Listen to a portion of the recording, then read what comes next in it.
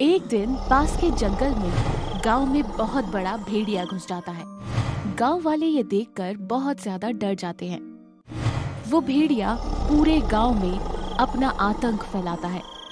उसे कोई अगर रास्ते में मिल जाए तो वो उसे घायल कर देता था। एक दिन जेठालाल जंगल के रास्ते अपने घर जा रहा था। जाने मेरी जाने मन, बचपन का प्यार मेरा भूल नहीं जाना रे। तभी रास्ते में उसे एक भेड़िया मिल जाता है। अरे भाई, कौन सी नाटक मंडली से हो तुम? भेड़िया कोई जवाब नहीं देता और जोर जोर से घुर्राने लगता है। वाह भाई, तुम तो गजब आदमी हो यार।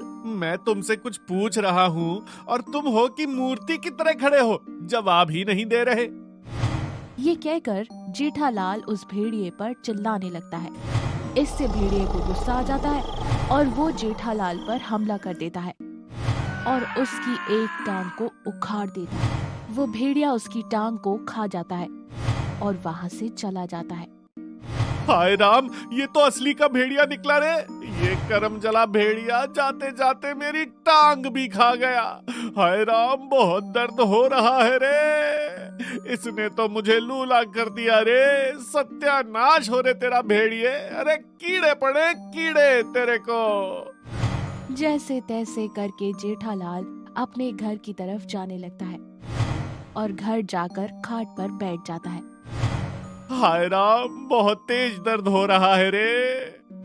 तभी उसकी पत्नी बबीता वहाँ पर आ जाती है। हाय दैया, ये क्या हो गया आपको? आप गए तो थे दोनों पैरों पर वापस आए हो तो एक ही पैर पर। दूसरा पैर कहाँ गया आपका? अरे वो किराए के पैसे कम पड़ रहे थे, इसलिए उसे गिरवी रख दी है। 2 दिन बाद वापस ले आऊंगा। तुझे दिखता नहीं है क्या? मेरी टांग कट गई है। पर आपका पैर कटा कैसे? जेठालाल बबीता को सारी बात बताता है। आप चिंता मत कीजिए, मैं अभी डॉक्टर को बुला कर लाती हूँ। बबीता फिर डॉक्टर को बुलाने चली जाती है और थोड़ी देर बाद वो डॉक्टर को लेकर आ जाती है। अरे डॉक्टर साहब, प्लीज आप मेरे पैर को ठीक कर दीजिए। मैं तुम्हारी टांग को वापस जोड़ सकता हूँ, अगर तुम अपनी टांग को 12 घंटे के अंदर वापस ले आओ। पर डॉक्टर साहब, मेरी टांग को तो वो नास पीटा भेड़िया खा गया। फिर तो अब कुछ नहीं हो सकता।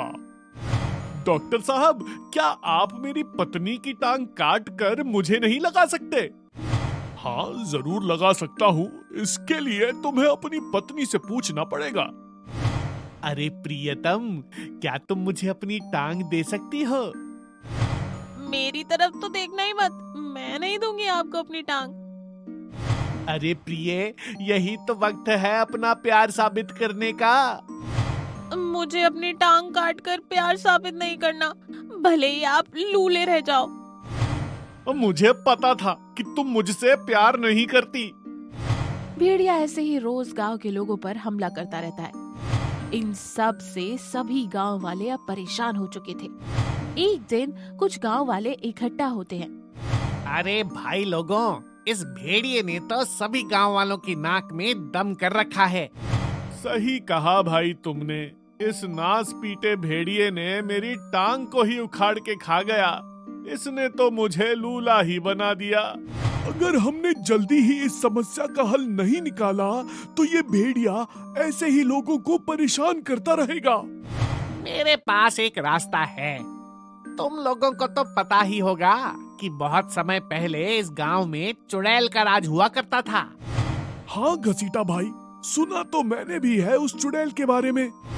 तो हम उस चुड़ैल के पास जाकर उससे मदद मांग सकते हैं। घसीटा भाई, बात तो तुम्हारी एकदम सही है, पर वो चुड़ैल हमारी मदद क्यों करेगी?